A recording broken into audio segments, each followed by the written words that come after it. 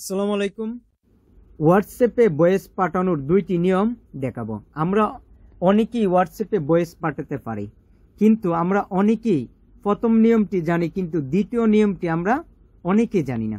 ধরুন আপনি হোয়াটসঅ্যাপে কোনো কাউকে এইভাবে আপনি ভয়েসটা পাঠালেন।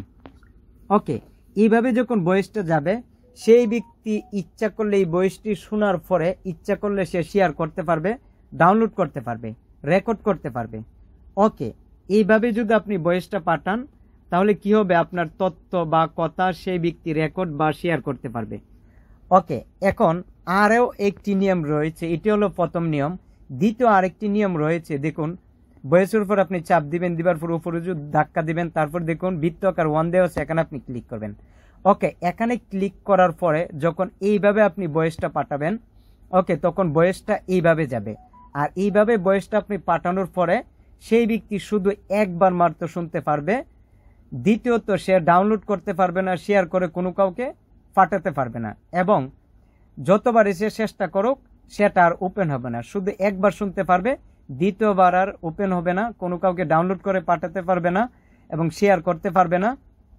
ওকে, শুধু একবারই শুনতে পারবে।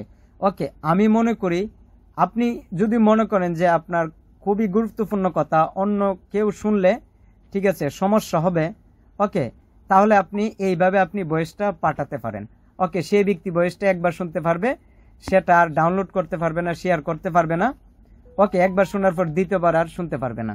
আর আপনি যদি মনে করেন যে না, আপনার এই ভয়েসটা অন্য কেউ শুনলে বা শেয়ার করলে বা ডাউনলোড করে রাখলে কোনো ধরনের সমস্যা হবে না, তাহলে আপনি এইভাবে আপনি পাঠাতে পারেন। তাই আমি যে দুইটা নিয়ম দেখিয়েছি, আপনি এই দুইটা নিয়ম থেকে যে কোনো একটা নিয়মে আপনি সুবিধা অনুযায়ী আপনি ভয়েস অন্য কারো কাছে আপনি পাঠাতে পারেন। তাই ভিডিওটি কেমন লেগেছে কমেন্ট করে জানাবেন, আর এই চ্যানেলের নতুন ভিউয়ার্স হয়ে থাকলে চ্যানেলটি সাবস্ক্রাইব করবেন। তাই সবাই ভালো থাকবেন, আবার দেখা হবে অন্য আরেক ভিডিওতে। খুদা হাফেজ।